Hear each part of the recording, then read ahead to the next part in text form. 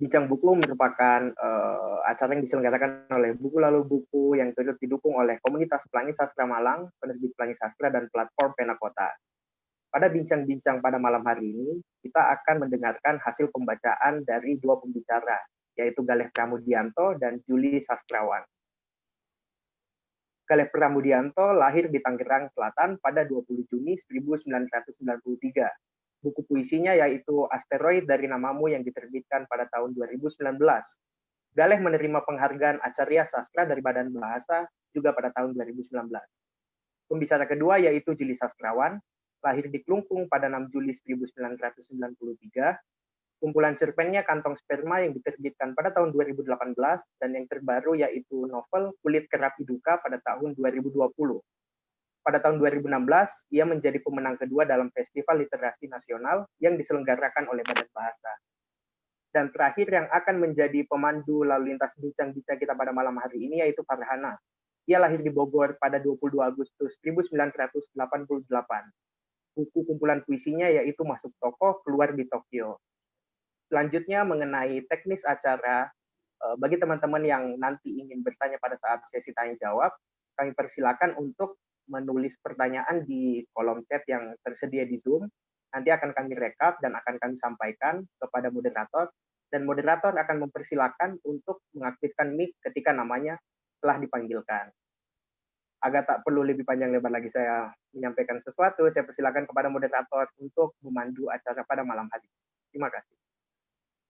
Oke, makasih Dandi untuk pembukaannya, dan makasih teman-teman yang udah hadir malam ini di jam 7 hari Minggu yang mungkin lagi santai-santai ya seharian, besok mungkin siap-siap mau kerja, tapi masih nyempetin untuk ikutan acara diskusi online kita malam ini. Seperti udah disampaikan sama Dandi, jadi kita akan ada dua penanggap. Dari yang pertama Juli dan juga Galih. Cuman nanti aku akan tanya bentar nih dari Galih, ada masalah teknis dikit. Galih mau tetap pertama atau mau ditukar?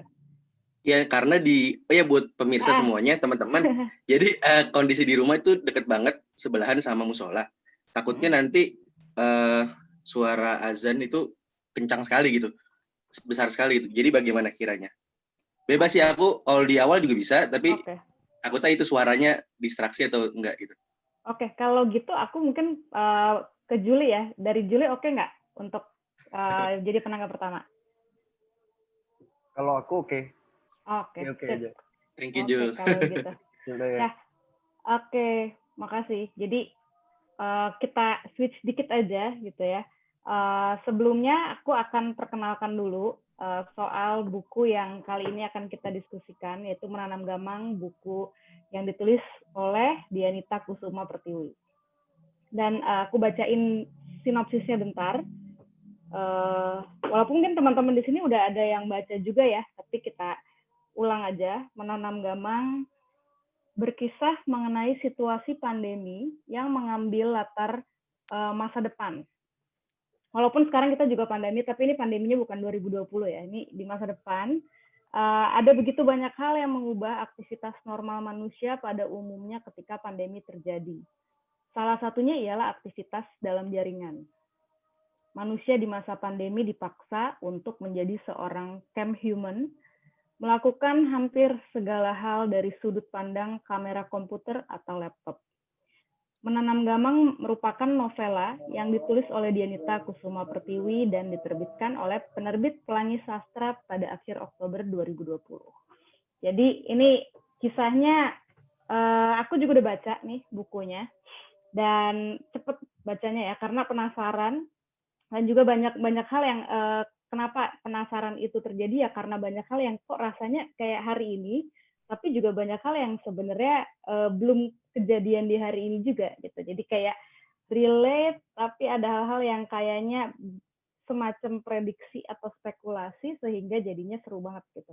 Menurutku itu yang bikin terutama aku penasaran banget. Nah, selain itu nanti kita akan di sini juga udah ada penulisnya, udah ada Dian. Jadi kalau teman-teman mau nanya gitu ya, mungkin yang udah baca maupun yang belum mau nanya langsung ke penulisnya juga ada di sini. Selain juga kita akan diskusikan bukunya dan teman-teman bisa nanya juga ke penanggap, yaitu ada Julie dan Gale.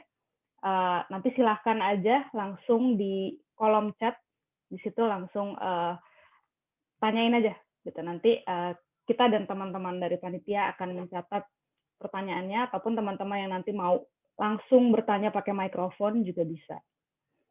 Nah, selain itu juga ada ini ya, ada promosi nih kita dari penerbit. Nanti kalau teman-teman yang hadir di diskusi hari ini dan mau membeli buku Menanam Gamang, ada diskon 20%. Bener kan ya? Aku nggak salah nyebut angka ya. Ada diskon 20%, nah siap-siap untuk beli atau mungkin mau kasih kado buat teman atau siapa, bisa. Kalau gitu kita langsung aja ya, langsung karena tadi kita udah sepakat switch, kita pemaparan dulu dari penanggap yang pertama dari Julie Sastrawan soal pembacaan bukunya gitu. Dipersilahkan aja langsung, silakan Dandi. Sorry kok Dandi, Julie karena Dandi yang muncul nih namanya. Silakan Mas Julie. Oke, terima kasih Farha. Boleh minta tolong di ini slide-ku.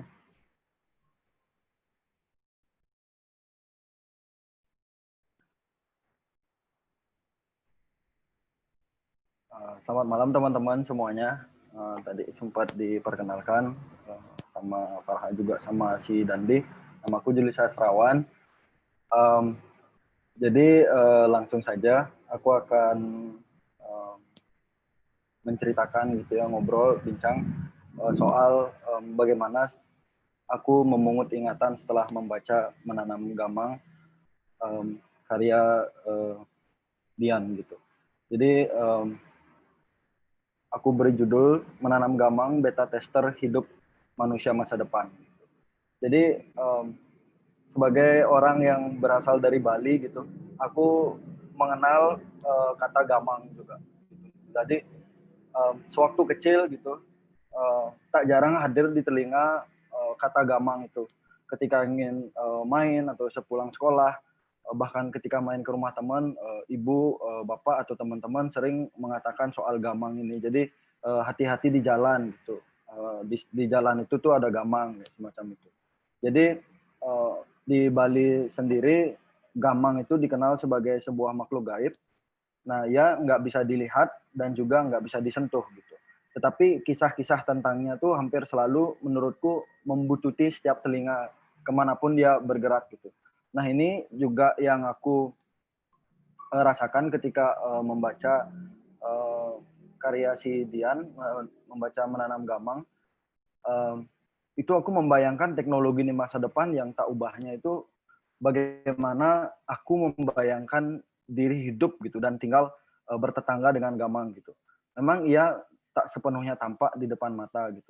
Tetapi seakan dia memaksaku untuk tahu mengenal sesuatu yang bahkan entah itu apa gitu. Dan menurutku membaca Menanam Gamang adalah membaca yang di antara gitu. Ketidakjelasan diri, perilaku dan angan-angan perihal kini dan nanti gitu. Jadi di bincang malam hari ini, bisa lanjut slide-nya. Aku membagi beberapa pembahasan. Seperti teman-teman lihat, di sini ada dialektika laman, terus buruh perasaan, kolase pandemi dan tingkah pola manusia abad 21, dan yang terakhir yang luput dari kecanggihan teknologi. Jadi itu adalah beberapa bab yang aku buat tuliskan untuk dibicarakan malam hari ini gitu. Sedangkan di sebelah kanan teman-teman itu Yegeyan nama kotanya atau setting latar novelnya. Terus ada Camgirl yang secara garis besar dia menceritakan Camgirl. Terus ada nama virusnya dan ada WISE yang berkaitan dengan teknologi-teknologi canggih yang dituliskan oleh Dian. Gitu. Nah, Menanam Gamang ini bercerita perihal ambisi sekumpulan Camgirl akan pengakuan di sebuah aplikasi bernama Girls on Cam atau GOC. Cerita ini berlatar di sebuah kota bernama Yegeya, kota masa depan yang dihadapkan pada pandemi serta bayang-bayang kekalutan ingatan perihal pandemi lain gitu yang juga terjadi 20 tahun sebelumnya gitu. Nah, perintilan teknologi maha canggih yang dihadirkan oleh Dian ada watch watch wrist, watch wear, itu tuh seakan menjadi pupuk yang menjadikan menanam gamang itu kesatuan yang tumbuh dan menarik perhatian kita untuk melihatnya gitu. Jadi ingatan yang masih bisa aku pungut setelah membaca ini antara lain yaitu yang pertama dialektika laman. Nah, aku meminjam istilah dari seorang peneliti tahun 2008 dia sempat meneliti dengan judul penelitian Campbell's Celebrity and Community in the Age of Social Networks. Nah, di sana aku meminjam istilah yang disampaikan oleh Teresa, si peneliti itu, sebagai sebuah web dialektik, atau aku terjemahkan sebagai dialektika laman. Nah, dialektika laman ini dimulai ketika kita menampilkan gambar kita, gerak tubuh, dan juga kata-kata untuk dikonsumsi berbagai kalangan. Sebagai respon, kalangan tersebut memproduksi foto, cerita, berkomentar, dan poin-poin lainnya yang berlawanan, bahkan satir kita dengan si penanggap itu. Nah, lalu kita dihadapkan dengan sebuah pilihan. Entah kita menanggapi respon tersebut atau kita menanggapi pandangan dari si penonton atau tidak. Nah, ketika kita melakukannya, ketika kita menanggapi respon, status representasi diri kita itu berganti. Jadi alih-alih mempertunjukkan diri sebagai objek yang pasif, kita ditonton di depan kamera. Nah, itu kita membaliknya dan kita menuntut pengakuan sebagai subjek yang hidup dalam sebuah dunia. Nah, apa yang dilakukan oleh tokoh Eva atau dia menulisnya Evi gitu kayak kalau nggak salah di buku Menanam Gamang adalah satu dari sekian subjek yang hidup gitu dan menantang hidupnya dalam dunia dialektik laman tersebut gitu. Nah, ini slide-nya bisa dilanjutkan. Nah, Eva ini bertaruh dan berjuang sepanjang cerita untuk mengalahkan peringkat saingannya. Itu salah satunya saingan paling paling puncak teratas itu Sheina the Saint yang bercokol di puncak Girls on Camp, aplikasi daring tadi yang aku sebutkan. Nah, di sana Camp Girl ini mempertontonkan tubuhnya. Jadi apa yang dilakukan Eva dalam GOC adalah perjuangan serta cara-cara untuk menjadikan dirinya satu-satunya subjek yang paling layak ditonton. Jadi alih-alih untuk mengikuti permintaan si penonton, Eva itu menunjukkan apa yang memang mau dia tunjukkan gitu. Jadi secara tidak langsung dia tidak terkontrol oleh si penonton ini. Jadi dia memikirkan atau dia menunjukkan apa yang memang dia ingin tunjukkan. Gitu. Tapi tidak semua karakter yang dituliskan oleh Dian seperti itu. Dia menjadi atau menuntut pengakuan diri sebagai subjek yang hidup di depan kamera gitu. Tapi beberapa juga karakter-karakter perempuannya itu yang ditunjukkan itu tidak jelas subjek objeknya karena di sini nih ada kayak semacam silang sengkarut posisi gitu. Sesekali perempuan tampak menjadi objek tontonan yang kokoh gitu. Namun sesekali juga dia menjadi subjek yang rapuh di sana. Jadi karakter lain yang digambarkan tampak tak linear. Jadi nggak melulu satu posisi gitu. Jadi posisinya itu berubah-ubah. Nah, bicara soal perempuan di mana karakternya memang yang di depan kamera itu kebanyakan perempuan, dominan perempuan. Yang aku lihat dan dituliskan juga oleh Dian. Nah, perihal posisi perempuan yang berjuang ini, dia berjuang untuk mendapatkan uang. Jadi apa yang dia kejar di depan kamera itu adalah satu pengakuan dan dua itu adalah uang sebanyak-banyaknya atau yang Dian namakan di dalam cerita ini glot gitu. Nah, jadi di kota Yegia ini yang dijadikan setting oleh Dian itu tuh nggak jelas, maksudku nggak hitam putih gitu posisi perempuan di sana. Jadi nggak hanya melulu soal subjek dan nggak melulu soal objek gitu. Nah, itu apa yang terjadi di Menanam Gamang gitu. Mungkin ketika kita lihat hari ini gitu contoh yang kita pergi ke dunia kita hari ini gitu, di mana kita berpijak, mungkin ada semacam pandangan-pandangan apa yang disebutkan dalam penelitiannya Henry Julius itu sebagai girl power atau pandangan perempuan baru, di mana dia mengobjektifikasi dirinya untuk menjadi subjek di sana. Nah, jadi dengan mengobjekkan diri, orang-orang tersebut merasa menjadi subjek gitu. Jadi subjek yang menguasai orang lain tanpa perlu memperlihatkan dominasinya secara belak-belakan gitu. Jadi bentuk dominasinya itu tidak kaku atau dalam kata lain sangat cair gitu. Misalnya dengan telanjang gitu.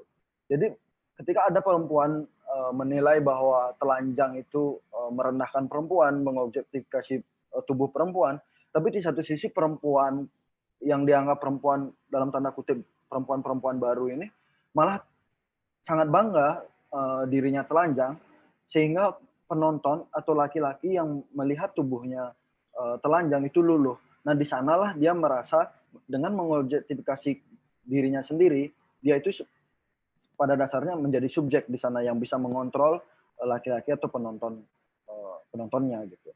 Nah, jadi silang sengkarut inilah yang membuat bagaimana perempuan yang dibangun di ini tampak tak hitam putih serta tak mudah untuk ditarik batas yang jelas gitu. Jadi nggak cuma dualitas posisi perempuan yang ditampilkan gitu.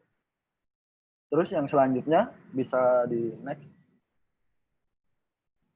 Berapa menit aku? Kita lanjut apa habisin semuanya atau setengah-setengah gimana? Masih ada waktu. Oke.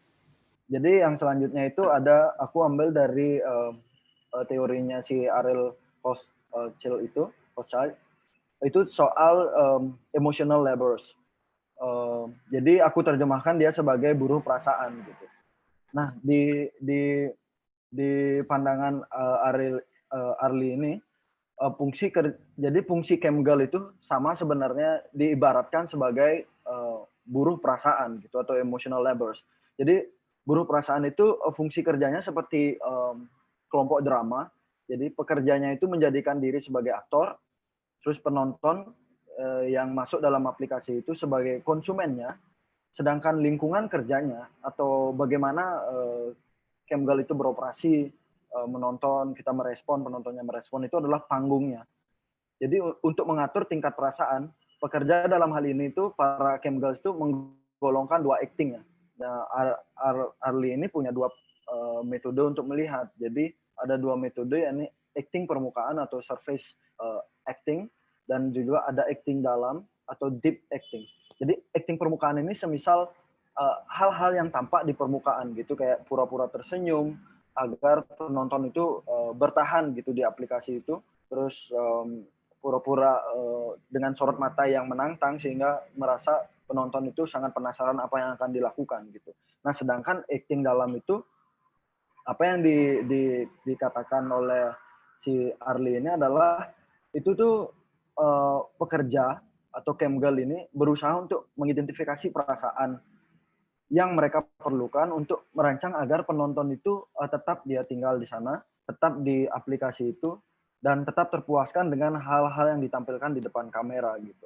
Nah, dalam menanam gamang ini, karakter di bawah itu aku menuliskan beberapa karakter. Mia, terus ada Eva, ada Sienna, itu adalah kumpulan buruh perasaan yang menjadikan perasaan atau desahan tatapan matanya itu sebagai komoditi gitu. Nah, bagi Ariel itu, kenapa aku menggunakan Ariel, karena Arli ini karena dia sangat berhubungan gitu, bagaimana dia mendiskusikan emotional labors dengan apa yang dilakukan oleh Kemgel itu sendiri. Nah, jadi Kemgel itu di depan kamera tuh berpura-pura mengelus dada, mengelus paha, bahkan tak segan-segan untuk sedikit membuka bajunya dan telanjang hanya untuk mendapatkan glot, dan untuk penonton itu sangat bertahan di sana di aplikasi itu. Nah, dalam menanam gamang ini fungsi kerja buruh perasaan dimanfaatkan dan dijalankan dengan baik oleh Mia kepada Barnabas, itu tokoh laki-laki yang hadir di GOC ini, salah satunya. Jadi sebagai jenis manusia miskin, terus habis itu bucin, terus dan tak jarang sangean juga, Barnabas ini begitu mudah dia untuk dimanfaatkan perasaannya dan disetir keinginannya oleh oleh si Eva hingga Barnabas ini menurut gitu dan ikut apa yang dikatakan oleh Eva hanya untuk iming-iming belahan dada gitu. Nah, karena kecintaan dan perasaannya si Barnabas begitu bertubi-tubi menginginkan si Eva, ia rela untuk ikut apa yang diminta gitu. Jadi meskipun kesialan itu tak pernah surut datang pada hidupnya dia gitu, pada hidupnya Barnabas gitu. Nah, yang selanjutnya itu ada kolase pandemi dan tingkah pola manusia abad 21. Jadi ketika membaca Menanam Gamang itu kita akan melihat apa yang terjadi hari ini pada kita di seluruh dunia gitu terhadap COVID-19. Jadi itu ini juga hadir di dalam karya si Dian di dalam Menanam Gamang ini, seperti pemotongan gaji. Jadi pemotongan gaji itu kentara ketika orang-orang tuh nggak sangat jor-joran gitu ya, ngelempar glot, ngelempar koin online itu, duit online itu kepada Camgirl gitu, karena pemotongan gaji mereka sangat berhati-hati untuk itu, atau mungkin dalam artian ngirit gitu ya. Nah, itu ada pemotongan gaji yang paling kentara, terus ada mencuci tangan, terus membersihkan ruangan, dan banyak lagi hal-hal yang sebenarnya terjadi hari ini gitu, ada gitu di dalam Menanam Gamang gitu. Nah, yang membedakan adalah bagaimana bagiku ini sebagai kolase, kenapa aku menyebutnya kolase pandemi, karena bagi aku dia tuh mengambil, jadi dalam kolase dia memotong dan dia juga menempel gitu. Setelah memotong dan menempel, itu dia memberikan makna baru dari karya potong tempel tersebut. Nah, itu juga yang dilakukan menurutku, yang aku lihat yang dilakukan oleh Dian ini dalam Menanam Gamang gitu. Dia mengambil kejadian-kejadian hari ini jadi sebuah bentuk kolase dan menamai kejadian itu, menamai virus itu. Setelah itu dia membuatkan dunia, membuatkan cerita bagaimana virus ini datang, bagaimana virus ini menghantui. Nah, itu menurutku sebagai apa yang aku sebut sebagai kolase pandemi yang dihadirkan oleh Dian. Nah, di sini juga hadir tingkah pola manusia abad 21 yang dituliskan oleh Dian, semisal ciri-ciri orang yang terburu-buru, sangat terburu-buru. Habis itu hal-hal semisal merapikan tempat tidur itu udah hal-hal yang bisa dilakukan robot, itu dilakukan oleh robot. Jadi tidak banyak interaksi yang dilakukan manusia. Jadi tinggal pencet tombol, mengatakan sesuatu, alat teknologi itu akan meresponnya gitu. Jadi ada banyak hal sebenarnya di sini tingkah pola manusia abad 21 yang aku lihat, jadi terburu-buru, ignorance, dan banyak lagi gitu. Selanjutnya, nah ini yang luput dari kecanggihan gitu. Nah, jadi cerita-cerita yang dihadirkan di Dian ini sangat berkelindan dengan teknologi-teknologi canggih gitu. Ada banyak jenis teknologi yang dihadirkan oleh Dian. Ada Wise Wrist, terus Wise Watch, Wise Wish, Wise Walk dengan fungsi-fungsi yang berbeda gitu. Ada teknologi yang hanya mengatakan sesuatu, dia akan memberikan, akan direspon gitu. Terus ketika ingin make up, bilang dan dia sudah di make up, meskipun dia hanya mengimajinasikan make up jenis apa dan kostum jenis apa, dan masih banyak lagi gitu. Tapi yang aku lihat dari Dian ini, ketika dia menghadirkan teknologi canggih, ada hal-hal yang luput gitu dari apa yang dituliskan oleh Dian. Semisal dia masih ada fase karakter itu menarik kursi dan berderit gitu. Terus ada karakter itu masih menggunakan bentuk kunci konvensional gitu, besi gitu. Terus ada lagi semisal kuas dan pronamata gitu. Nah, di dalam dunia yang canggih gitu, dan dia sudah menuliskan di glosarium bahwa ada teknologi untuk hanya mengatakan sesuatu gitu, udah ada, tapi ada yang luput gitu dari apa yang dituliskan oleh Dian gitu. Nah, di saat teknologi canggih inilah bisa-bisanya gitu manusia di YGA masih menggunakan kursi murah gitu menurutku, yang makin merusak perasaan karakter ketika masuk ke rumahnya gitu. Nah, ada lagi kayak penggabungan antara lemari pakaian yang maha canggih yang disebut Wiseware.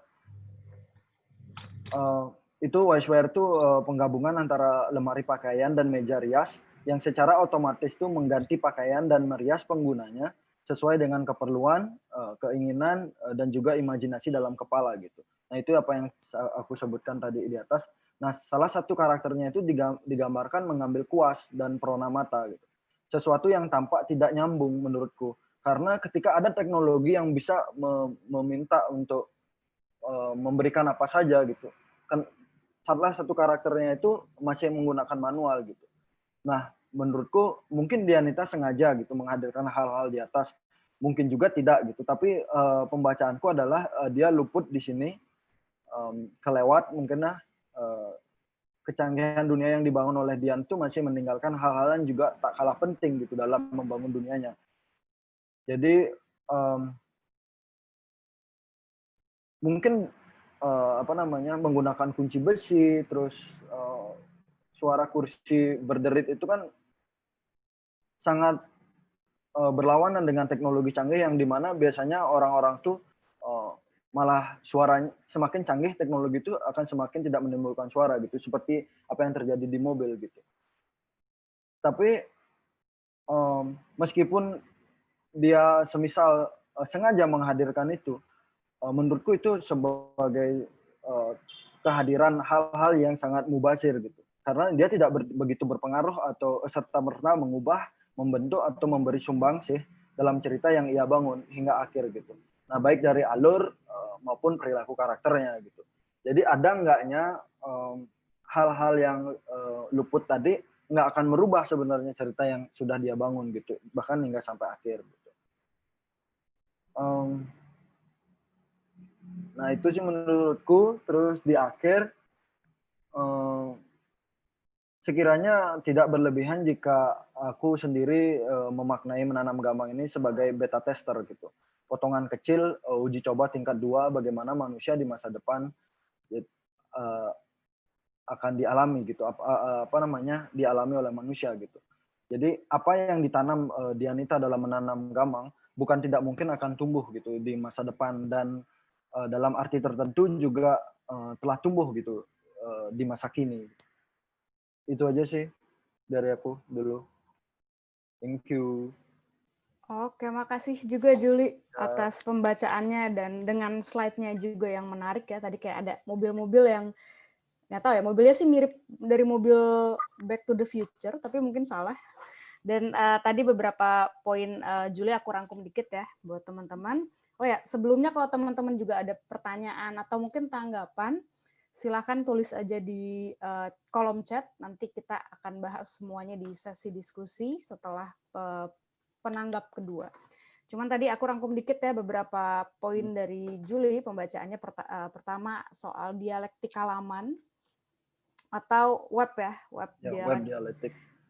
Terus juga menarik banget gitu membahas emotional labor ya. Menurutku itu poin yang juga sangat penting dan relevan dengan kondisi hari ini di mana kita semua jadi juga semua dengan kondisi work from home, sehingga mungkin semuanya jadi bercampur ya, labor kita yang mungkin biasanya terpisah di kantor, tapi sekarang menyatu di ruang yang juga kita melakukan labor-labor yang mungkin domestik, yang sifatnya juga emosional. Jadi itu menarik juga sih dibahas.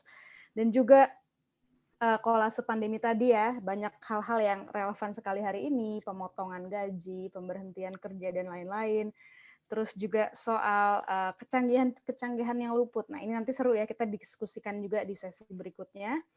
Dan juga seru banget salah satu kesimpulannya soal beta tester.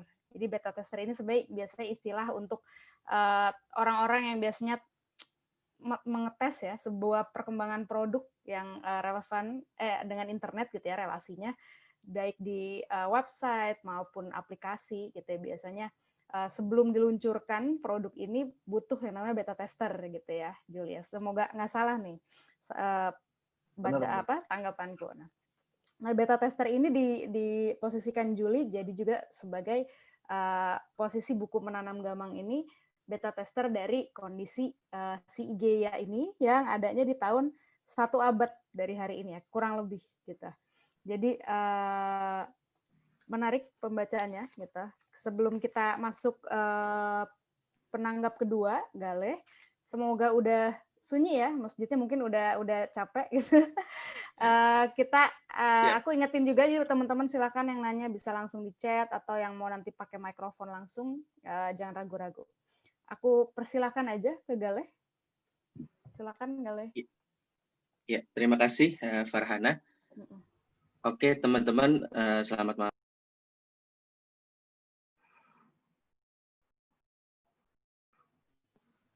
Galeh ke-mute kayaknya deh. Oke, tes. Terdengar ya? Udah. Ya, selamat malam teman-teman semua. Terima kasih Farhana atas kesempatannya. Teman-teman, terima kasih pada Pelangi Sastra. Sebelumnya mohon maaf kalau saya di sini tidak pakai Salindia atau PowerPoint. Kebetulan tadi sudah beberapa nulis esai tapi belum lengkap. Nanti akan saya kasih ke Dandi. Tapi untuk pembahasan tentang menanam gamang ini, saya melihatnya dari bentuk seni partisipatif. Gitu. Beberapa cerita alurnya mengalir itu bentuk-bentuk seni partisipatif atau teater partisipatif ketika si Eva sebagai camgirl, sebagai seorang aktor yang melakukan ataupun dia sebagai subjek ataupun juga bisa sebagai objek. Kalau di masa kini ataupun realitas sekarang mungkin kita melihat kenyataannya seperti aplikasi Bigo ya. Aplikasi Bigo dan kawan-kawan seperti itu kalau realitasnya. Dari situ kita lihat Eva ini sebenarnya bisa dikatakan betul tadi yang dikatakan Juli, bukan berarti dia itu hanya sebagai objek gitu. Dia juga punya kesadaran, punya kemauan, memang dia melakukan hal tersebut karena awalnya tadi selain karena kepuasan dirinya sendiri atau untuk memenuhi kebutuhan sehari-hari ketika di masa pandemi beberapa pemasukannya berkurang, tapi juga ada bentuk eskapisme gitu. Jadi si Eva ini, tokoh ini merasa kecewa dengan manusia, khususnya dengan kalau misalnya boleh spoiler gitu, karena saya yakin kenikmatan membaca sebuah cerita meskipun diberikan alurnya tidak akan mengurangi gitu kalau sebuah cerita sebagus apapun.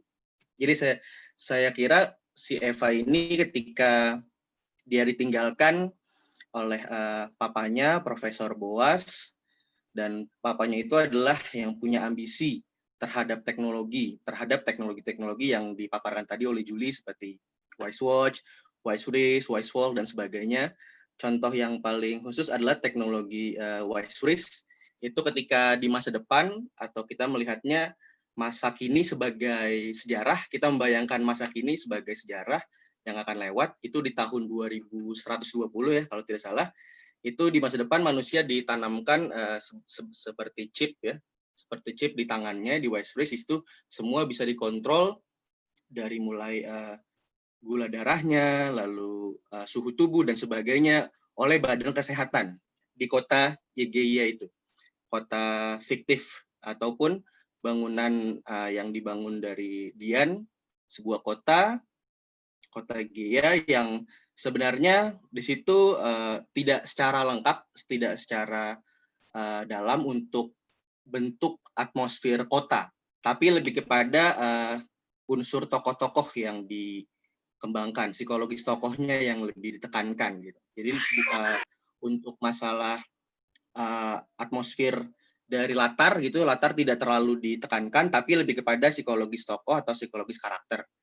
Nah, tadi ke Eva tadi. Ketika Eva dikecewakan oleh papanya, almarhum sudah meninggal, Profesor Boas yang punya ambisi terhadap teknologi, lalu juga dia kecewa juga dengan ibunya, karena masalah teknologi juga, karena masalah ada semacam konspirasi ataupun ada niat terselubung untuk membuat sebuah hegemoni, tapi ketika si Eva tersebut mendapatkan privilege, ketika dia punya kuasa untuk mendapatkan akses dari fasilitas dari peninggalan ayahnya, dia tidak merasa itu menjadikan hal yang nyaman gitu. Karena dia juga memiliki nurani jelas, kita bisa melihat ya realitas sekarang gitu, ketika orang-orang yang memiliki posisi yang stabil dari segi ekonomi dan relasi, di situ menghadirkan oligarki Dan di sini si Eva ini punya kesadaran.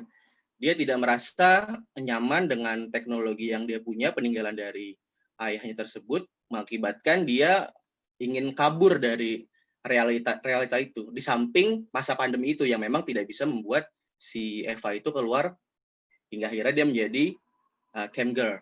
Nah, di aplikasi Girls on Cam tersebut itu kalau saya lihat ataupun saya pernah baca buku-buku fiksi spekulatif, misalnya seperti di Ready Player One, atau mungkin seperti di buku Orwell ketika ada Big Brothers Watching You. Nah, itu juga ada konsep-konsep bentuk panoptikon gitu. Konsep-konsep panoptikon ketika semua itu benar-benar diawasi gitu, tapi si tokoh-tokoh ataupun perempuan-perempuan yang ada di Girls on Cam ini punya kesadaran, tidak merasa hal tersebut menjadikan sebuah objektifikasi gitu. Dia tidak merasa diobjektifikasi karena dia punya kesadaran untuk melakukan itu selain karena faktor ekonomi, tapi juga untuk faktor eksistensi diri. Saya melihatnya dari situ. Jadi kesadaran-kesadaran perempuan di sini, kesadaran-kesadaran tokohnya ini memang berpijak pada realita yang ada. Realita ketika di masa 2120, ketika dunia sudah semakin berubah, ketika teknologi, kecanggihannya itu bisa melebihi nalar manusia, karena kita tahu ketika dunia sekarang ini dibentuk pasti juga dari perspektif fiksi spekulatif. Apa-apa yang ditulis oleh penulis-penulis zaman dulu, kita bisa nikmati teknologinya sampai saat ini. Nah, itu adalah saya kira kalau meminjam ucapan Martin, ketika kita melihat masa kini itu sebagai sejarah gitu, sebagai apa yang disebut sejarah. Jadi apa yang kita sebut kiwari, apa yang kita sebut kekinian, viral dan sebagainya pun akan menjadi artefak. Ketika menjadi artefak, nah, pertanyaan itu meluncur kemana? Apakah kita tetap bisa menikmatinya atau menghadirkan ya tadi dengan sesuai judul yaitu menanam gamang. Saya kira ini semacam potret begitu juga bentuk spekulasi dari Dian yang melihat kondisi sekarang dicampur dengan keresahan-keresahan kita sebagai pekerja yang memang tidak bisa kemana-mana ketika memang semua hadir dengan ruang-ruang virtual. Tadi juga ada istilah GLOT atau koin virtual, itu ketika kalau dari kesenian itu kayak kesenian tayub yang disawer ya, seperti itu, disawer perempuan. Nah, tapi benar yang kata Juli katakan, tidak merasa perempuan di situ tidak merasa diobjektifikasi karena dia punya kesadaran. Tapi meskipun begitu, ada bentuk sensitivitas lain atau sensibilitas lain gitu. Kalau kita melihatnya dengan kacamata lain, misalnya dari kacamata moral, hal tersebut mungkin akan menjadi bermasalah kalau lihat dari kacamata moral. Tapi kalau kita lihat dari realita yang memang sebenarnya ini tidak munafik, semua orang pun ketika berada di ruang-ruang sepi, di ruang-ruang gelap, di kamar dan ruang privasi masing-masing, beberapa di antara kita pun pasti akan menikmati aplikasi-aplikasi tersebut gitu. Semacam kalau sekarang ya yang TikTok dan sebagainya gitu. Nah, itu sebenarnya ya realitas sekarang gitu. Tidak bisa memunafikan apa yang kita lakukan, itu ada industrinya gitu. Semua memang ada bentuk industri, ada penyokongnya, ada investornya, dan ada konsumennya gitu. Jadi semacam sudah bentuk lingkaran industri yang memang penggunanya sudah banyak gitu, sudah masif gitu. Jadi saya kira ini perpanjangan dari yang ada di ruang-ruang virtual saat ini dengan bentuk-bentuk teknologi yang menarik tadi, dengan bentuk wise freeze, wise walk dan sebagainya, ketika bisa menciptakan sebuah benda, ataupun kita menyiapkan makanan, kita makan, disiapkan dengan sebuah teknologi itu sendiri langsung jadi, ataupun ketika ingin menggunakan pakaian, di belakangnya sudah siap gaun dan sebagainya, kita tinggal mundur dan belakang. Atau juga menarik juga tentang AI-nya atau kecerdasan buatannya, yaitu ada Saul ya. Di sini saya melihat Saul ini menarik, membuat cerita di dalamnya itu bukan hanya sekedar tempelan gitu. Jadi saya melihat bukan hanya sekedar tempelan, tapi tetap itu membuat si tokohnya ini, Eva ini mengalami distorsi gitu. Di satu sisi, kalau kita melihat secara kenyataan gitu, kalau kita hidup benar-benar teratur, disiplin dengan adanya pengingat, yaitu bentuk kecerdasan buatan yang bernama Saul ini, ketika kita ingin makan, diingatkan, ketika ingin kerja, diingatkan waktunya kerja, semuanya itu benar-benar diingatkan gitu, seperti kerja gitu, semuanya benar-benar terstruktur gitu. Nah, kita sebagai manusia kalau secara psikologis emang ada baiknya, tapi secara manusiawi itu mungkin akan membuat gangguan mental juga gitu. Ketika semuanya diingatkan dari jam makan, bekerja, mandi, ada pertemuan rapat dengan siapa dan sebagainya. Nah, seperti bumerang ada sisi baik dan buruk kan. Secara klisenya seperti itu, dan itu memang apa adanya seperti itu gitu. Dan ini saya melihat si Saul ini berperan penting gitu. Kalaupun tidak ada Saul, tidak ada AI di sini, tokoh Eva ini berjalan akan menjadi monoton, alur tidak akan bergerak gitu. Nah, si Saul dan Mira juga tokoh AI di sini itu hidup sekali. Saya sejauh ini untuk membaca sastra Indonesia dengan bentuk kecerdasan buatan saya belum mendapatkannya, dan ini penting untuk variasi fiksi-fiksi di Indonesia gitu, keberagaman dengan latar, dengan premis yang menarik gitu. Saya kira ini penting sekali Pelangi menerbitkan naskah Dian ini, Menanam Gamang, karena tawarannya itu benar-benar dari segi kedokteran, misalnya istilah-istilah kedokteran. Nah, di situ Dian juga riset mendalam. Jadi apa yang diucapkan tokohnya itu bukan hanya sekedar berbau kesehatan ataupun berbau sains, tapi memang itu relevan karena yang mengucapkannya itu si tokoh dokter dan orang-orang yang bekerja di badan kesehatan gitu. Di situ namanya dikatakan badan kesehatan, dan word of wisdom ya. Mungkin kalau di sini word of wisdom WHO mungkin. Nah, kalau itu kan kita bisa melihat di sekarang ini kan ada orang-orang menganggap itu ada masalah konspirasi dan sebagainya, dan itu dituangkan juga di Menanam Gamang ini gitu. Hingga pada akhirnya juga ketika si tokoh Leah itu yang melakukan malapraktek, ataupun ketika data ataupun spesimen yang disimpan beberapa tahun, di tahun 2020 mungkin virus itu namanya COVID di 2020, dan di sekarang yang di semesta di Menanam Gamang yang namanya itu lan, dari kata lancelo ya, itu tombak kalau tidak salah ya.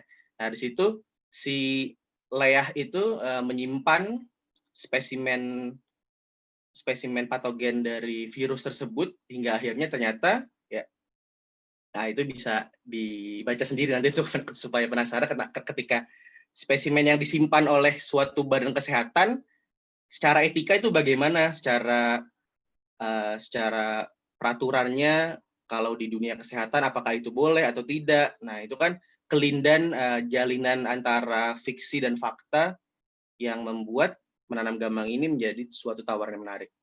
Meskipun begitu, tadi saya setuju juga dengan Juli ketika ada permasalahan logika, ketika ada suara dari pintu, ataupun yang kira-kira yang teknologi di masa itu di dunia Menanam Gamang dengan teknologi yang saat ini, teknologi konvensional yang ada, itu ada kira-kira masih ada beberapa lubang di situ. Tapi saya kira ini penting ya, novela ini menarik gitu. Saya kira dari segi penawaran tokohnya, premisnya yang paling penting gitu.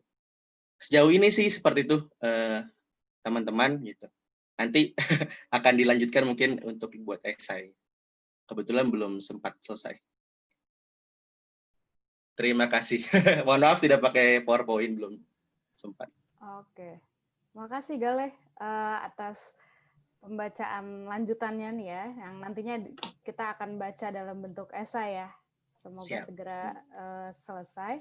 Tadi menarik juga dari Galeh ada insight menurutku yang menarik ya soal seni partisipatif diantaranya ya, yang kalau sekarang ya kita tahu mungkin ada Bigo, terus juga ada perbandingan dengan fiksi ilmiah lain yaitu Ready Player One dan juga 1984 gitu ya, George Orwell. Dan di situ akhirnya menurutku ini menarik karena jadinya nggak cuma 2020 dan 2120, tapi jadinya malah mundur juga nih, bisa kayak tulisannya George Orwell yang lama yang dia meramalkan seolah-olah bikin semesta yang jadi sangat distopia. Jadi sangat distopik di tahun 1984, jadinya mungkin menarik lihat buku ini bahwa bisa jadi satu blend yang topik soal apa ya, pengawasan ya atau surveillance gitu kalau yang sekarang 1984, 2020, dan 100 tahun dari sekarang, bahwa ya ternyata surveillance ini jadi topik yang cukup konsisten hadir di cerita-cerita fiksi ilmiah, dan nggak cuman menyedihkannya gitu, nggak cuman hadir di topik fiksi ilmiah, tapi udah hadir di kehidupan kita, di kenyataan kita gitu ya, dalam bentuk mungkin kalau sekarang di COVID ini banyak teknologi contact tracing gitu ya, di mana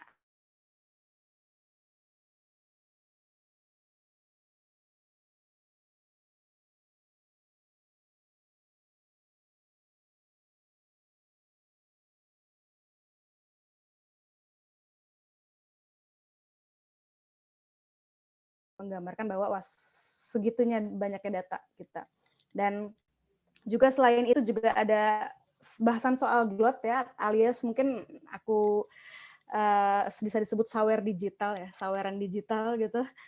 Dan juga tadi AI gitu, dan Saul di sini menarik juga karena sejauh ini AI yang banyak udah berkembang itu banyaknya entah kenapa, mungkin nggak entah kenapa ya, mungkin bisa dijawab juga nanti di diskusi, banyaknya itu perempuan gitu ya. AI yang sekarang udah mulai ada itu dan dibahasnya memang karena katanya asisten pribadi itu cenderung identik dengan karakter perempuan karena fungsinya untuk taking care gitu ya, untuk mengingatkan hal-hal yang berbau domestik gitu. Nah, ini jadi menarik di sini Dian bikin karakter AI-nya Saul, yaitu cowok.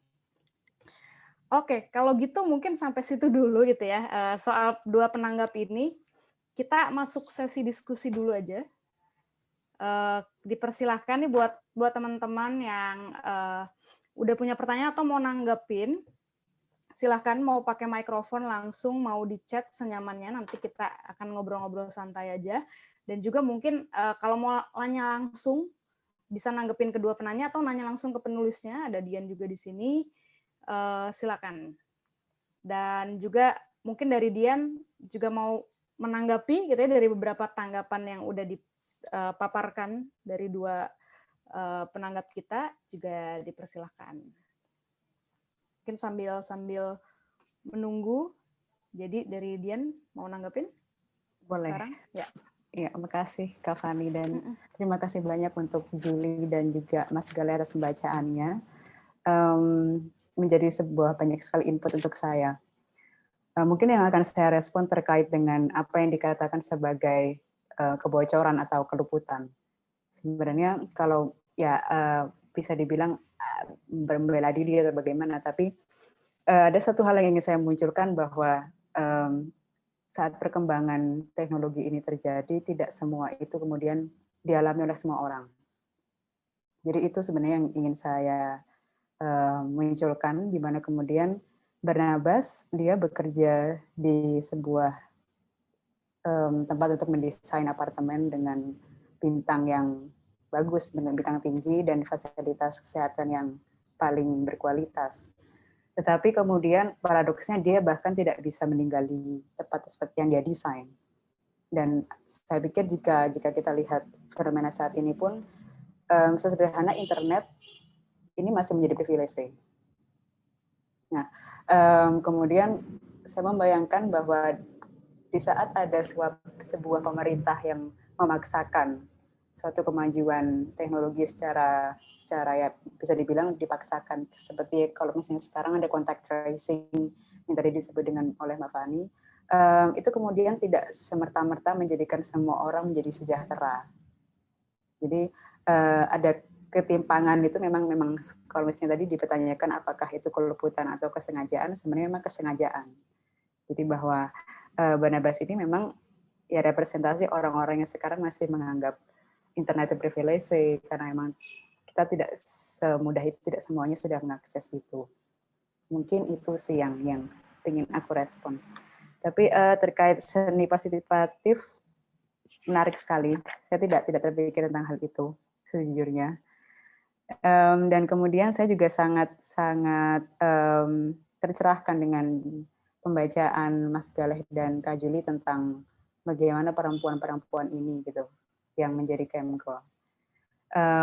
Bahwa tentang objek kemudian menjadi subjek itu bahwa selama ini perdebatannya adalah ya perempuan yang kemudian itu tadi pandangan umum bahwa perempuan yang kemudian memposting atau menampilkan bagian tubuhnya itu adalah sebuah proyek objektifikasi gitu. Tapi kemudian ya sebenarnya itu pencapaian menuju subjektivitas. Ya, yang saya bisa bilang memang saya sepakat untuk itu. Jadi bahwa mungkin bagaimana kita melewatkan pembahasan tentang camp girl gitu, yang mungkin kita di ruang-ruang sepi kita menikmati itu dan tidak terbuka tentang hal itu, dan mungkin tidak ada yang membicarakan mereka, tapi kita menikmatinya. Hal-hal yang kita lakukan tapi tidak kita akui dan tidak diberi tempat, dan kemudian ini dijadikan, saya sangat sepakat dan saya suka dengan pembacaan bahwa mereka kemudian menjadi subjek. Itu sih dari aku, Mafan. Oke, thank you Dian atas tanggapannya. Teman-teman yang lain yang di sini mungkin mau nanggepin lagi, masih di topik yang itu ya, sebelum kita pindah. Tadi topiknya soal ternyata masih ada hal-hal yang masih ada orang-orang yang ketinggalan gitu dari teknologinya itu sebagai user, sebagai pengguna, terkait privilege atau akses terhadap teknologi itu. Nah, mungkin teman-teman ada yang pengen nanggapin juga soal itu, gitu. Atau juga dua penanggap tadi juga boleh. Oke, aku kayaknya. Ya, silakan Juli. Ya itu yang sempat aku sampaikan tadi, bahwa di kota Yega itu masih ada sudut-sudut gelap, masih ada kayak semacam baliho gitu untuk mengganti apa yang terjadi di sudut kota yang lainnya gitu.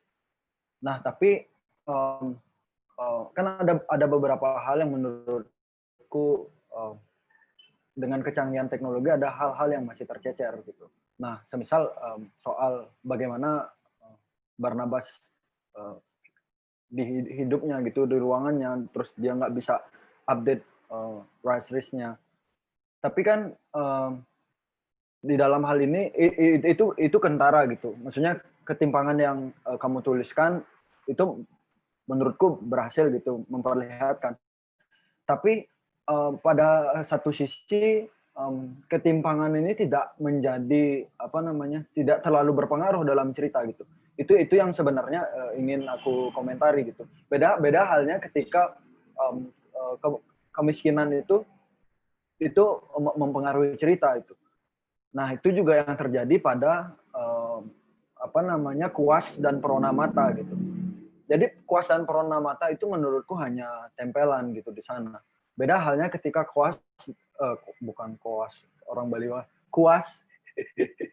Jadi kuas dan perona mata itu berfungsi untuk semisal ketika agak spoiler dikit, si Eva itu ada dekat dengan Barnabas sebelum melakukan hal sesuatu.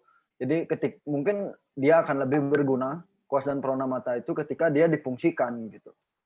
Mungkin misalnya untuk membunuhnya atau untuk melakukan sesuatu, yang paling tidak ketika ada teknologi canggih, kenapa yang Eva dia punya privilege gitu dengan bisa update dan segala macam, tapi dia masih tetap menggunakan kuas gitu dan perona mata. Sedangkan dia sudah punya teknologi maha canggih yang disebut watchware gitu. Itu yang sih menurutku yang ada hal yang masih bisa dilihat gitu, masih dibicarakan gitu. Perihal subjek objek ini kan sebenarnya memang rada susah gitu. Kita menarik batas di sana hitam dan putih gitu. Ketika kita jangankan dengan laki-laki gitu, dengan perempuan pun apakah kamu merasa diobjektifikasi dengan ini gitu. Nah, itu yang sebenarnya aku sebut yang disebut girl power gitu, perempuan-perempuan baru yang memang memiliki pandangan yang berbeda soal subjek dan objek ini gitu. Kayak Madonna, Lady Gaga membuat video klip, itu kan Madonna membuat buku koleksi foto-foto seksualnya gitu kan, sebenarnya adalah upayanya dia untuk menunjukkan bahwa dengan mengobjektifikasi diri, dia sebenarnya adalah subjek yang mengontrol, yang melihat buku itu gitu, sehingga luluh dan bangga akan tubuhnya gitu. Jadi menurut perempuan baru ini ketika telanjang, ketika bebas gitu, menurut dia itu adalah bahwa aku yang menjadi subjeknya, aku yang mengontrolnya gitu. Jadi mereka sangat bangga akan tubuhnya itu. Itu aja sih. Oke, makasih. Mau nambahkan, Farhana? Ya, silakan, Galeh. Lanjutan yang tadi tentang Barnabas itu menarik. Ketika si Barnabas pada akhirnya dia mengalami masalah dengan wise priest-nya, karena itu ada kontrol atau relasi kuasa di sini si Eva ya, karena Eva di sini tricky juga atau mungkin impostor ataupun memang sebagai dia punya wewenang gitu, merasa tidak menjadi objek, makanya dia buktikan dengan mengelabui si Barnabas dengan cara disuruh untuk mencabut wise phrase. Karena kan ibaratnya kalau di masa itu wise phrase itu udah seperti masker gitu. Kalau dilepas ya lu bisa mati gitu kan. Nah, ketika dia mencabut wise phrase-nya itu si Eva menurutku ini berhasil gitu. Dia berhasil sebagai subjek ataupun orang yang punya kontrol terhadap aplikasi yang digunakan atau girls on cam gitu. Jadi tidak sebagai objek yang benar-benar hanya untuk mencari materi dengan dilihat oleh orang-orang, tapi dia juga punya kuasa ketika si Barnabas pada akhirnya, ntar bisa teman-teman bisa baca sendiri. Kira-kira seperti itu. Menarik sih, Ju. Oke, makasih Galeh, makasih juga tadi Juli ya. Jadi udah ada follow up lagi nih tanggapannya. Mungkin dari teman-teman masih ada yang mau nanggapin di topik ini soal gimana teknologi yang ada gitu ya terkait itu. Sebelum kita mungkin lompat ke pertanyaan berikutnya nih, aku juga ada pertanyaan. Gitu. Aku tanyain dulu ya. Jadi tadi kan udah disebut juga nih sama Galeh, terutama Galeh mention bahwa ada perbandingan dengan beberapa karya fiksi ilmiah gitu, di antara tadi ya Ready Player One, terus George Orwell. Nah di sini mungkin ini bisa pertanyaan buat Dian sebagai penulisnya. Ada nggak sih referensi-referensi karya tertentu gitu ya saat nulis buku ini? Kalau kayak buat aku pribadi nih pas baca kayak ada beberapa hal yang ngingetin aku sama episodenya Black Mirror misalnya, gitu ya, di Nosedive ataupun di Entire History of You, terutama si Wise Risk itu. Ada satu episode yang dimana teknologinya juga ditanam, cuma memang beda fungsi ya. Kalau yang di Entire History of You itu buat rekaman kejadian selama hidup gitu, tapi part ditanamnya itu kalau di situ disebutnya grain, itu menarik kita karena jujur ada satu perasaan yang menakutkan ketika melihat cerita teknologi yang ditanam gitu. Walaupun itu sangat mungkin kejadian gitu ya, seperti juga di buku ini dibilang ke depannya, tapi sebagai pembaca kita mungkin nggak nyaman ya gitu dengan ide bahwa ada satu benda yang nanti ditanam di kita dan bahkan mungkin wajib. Nah itu mungkin ada apa aja sih gitu referensi-referensi karya yang membayangi atau menghantui Dian ketika nulis? Black Mirror nama pertama, dan kemudian 1984 karena aku pikir dengan panoptikon itu semakin kesini sebenarnya semakin terasa. Yang membedakan sebenarnya antara panoptikon dengan surveillance adalah panoptikon ini kan gagasannya dari bagaimana dari Foucault yang dia melihat ada tower atau apa namanya ya ada tower di penjara, di mana penjaganya berdiri di situ, berjaga di tower itu, dan kemudian orang-orang dalam penjara ini nggak sadar bahwa dia sedang diawasi. Nah, sebenarnya itu yang kemudian membedakan tentang relasi kuasa yang ini vertikal, dan itu sebenarnya yang semakin terjadi semakin kesini. Mungkin kita bisa merasakan bahwa tidak banyak misalnya aturan-aturan dari pemerintah yang disahkan itu terlalu mengontrol kita, tetapi sebenarnya ada bentuk-bentuk pengawasan lain. Nah, sebenarnya itu dari gagasan panoptikon yang dari 1984 yang aku pikir sangat membekas, dan memang semakin kesini sebenarnya kita semakin dikelilingi oleh itu. Yang kemudian tadi aku mau bilang apa lagi aku lupa. Itu sih pokoknya Kak yang membayangi mungkin selain Black Mirror gitu ya, atau selain karya-karya yang fiksi ilmiah juga, ada nggak sih karya lain yang mungkin di luar genre ini gitu yang mempengaruhi selama penulisan, mungkin non fiksi gitu misalnya? Tapi aku pikir memang kedua karya itu sih yang paling bekas. Should I Really Forget It? Sorry. Nggak apa-apa. Oke, nanti teman-teman juga silakan ya kalau ada yang mau nanggapi, misalnya ada yang mengingatkan kayak tadi ya, kayak yang aku bilang kayak misalnya mungkin rating sosial ketika kita sebagai manusia punya rating yang udah lebih dari sosmed doang gitu, tapi kayak itu mempengaruhi status ekonomi kita juga, sehingga misalnya kalau kita mau nyewa apartemen di lokasi tertentu ya rating kita udah dikasih kategori ininya, karakteristiknya. Dan itu juga sebenarnya udah sempet ada yang kejadian ya, kalau nggak salah di Cina itu udah ada juga sistem rating sosial kalau dia mau melakukan pembelian tertentu. Jadi ya menarik gitu untuk dilihat, dan semoga sih jangan sampai kejadian ya. Jadi personal opinion. Silakan Mian. Ya, tentang penanaman tadi. Sebenarnya waktu pembuatan ini, novela ini saya berkonsultasi dengan kakak saya, yang beliau juga hadir di sini. Kakak saya ini kebetulan beliau memang bekerja di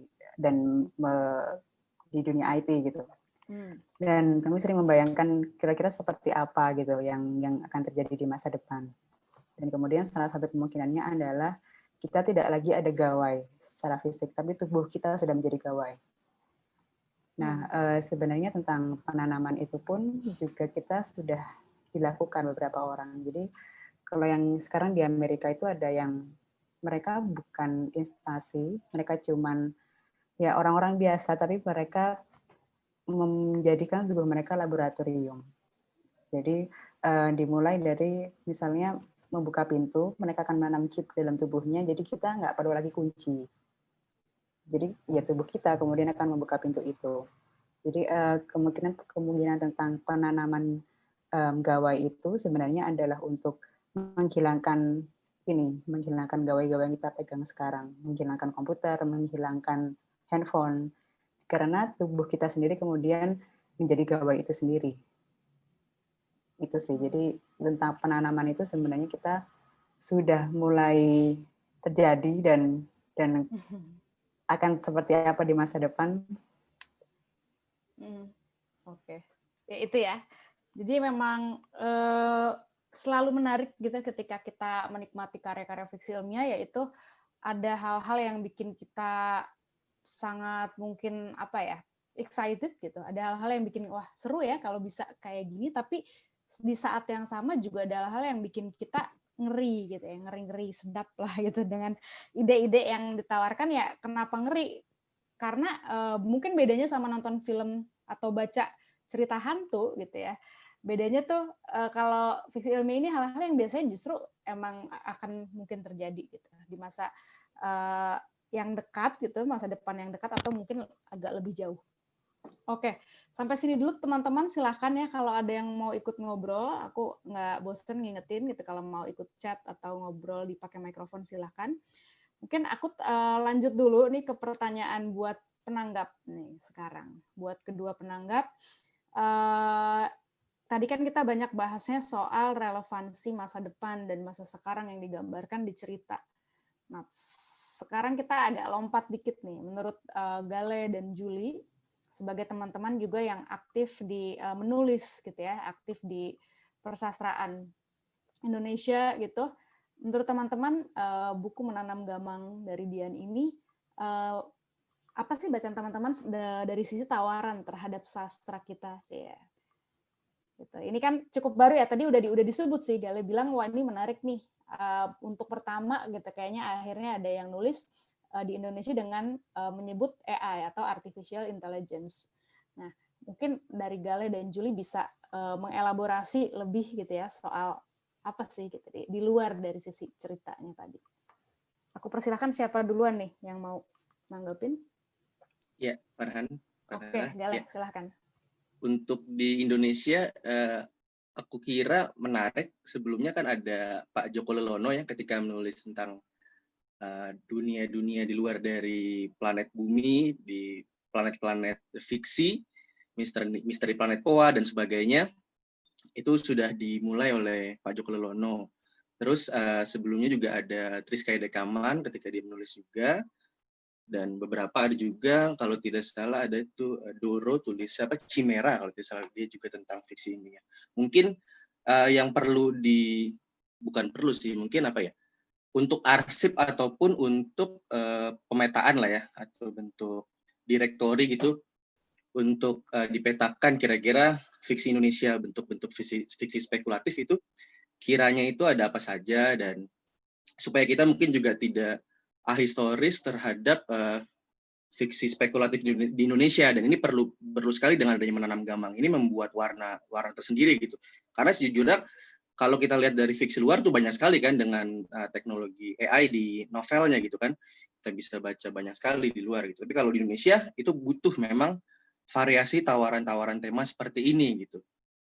Ya saya kira sih itu sih, mungkin lebih kepada apa ya, dengan adanya menanam gamang benar-benar menambah, dan bukan hanya sekadar menambah, tapi juga memberikan kontribusi lain gitu dari sudut AI itu sendiri, kecerdasan buatan itu sendiri, khususnya di tokohnya itu sendiri, bentuk personifikasi gitu kan. Kalau kita lihat dari misalnya kalau di sastra Indonesia, kalau saya bicarakan di kelas misalnya di sekolah, butuh fiksi-fiksi yang dibaca untuk generasi muda, tidak hanya yang generasi balai pustaka atau pujangga baru, dan itu perlu untuk ya semakin relevan sastra Indonesia.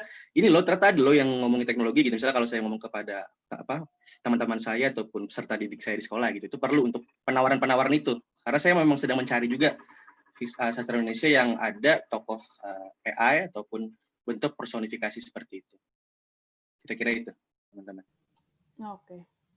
Oke, thank you Galeh. Mungkin selanjutnya dari Julie berarti sekarang. Kalau aku hampir sebagian gitu ya, sangat setuju dengan apa yang dikatakan Galeh itu soal pemberian warna gitu. Karena kalau personal dari aku 2020 bahkan tahun kemarin yang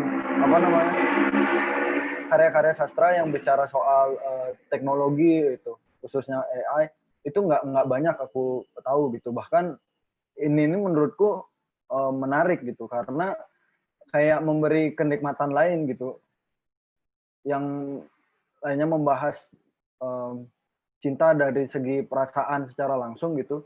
Ada tawaran-tawaran lain dengan menggabungkan teknologi gitu. Misal seperti maksudnya tema-tema yang tidak banyak orang pikirkan gitu. Galih pun menulis puisi dengan mengambil asteroid, macam galaksi-galaksi yang memang sangat jarang orang pikirkan dengan hal itu gitu. Dan ini menurutku memperkaya juga, jadi lebih menarik untuk dibaca teman-teman, atau kalau berhubungan dengan Galih ya dengan anak-anak gitu. Jadi ada variasi bacaan di mana tema-tema seperti ini sangat sumbangsi besar gitu menurutku.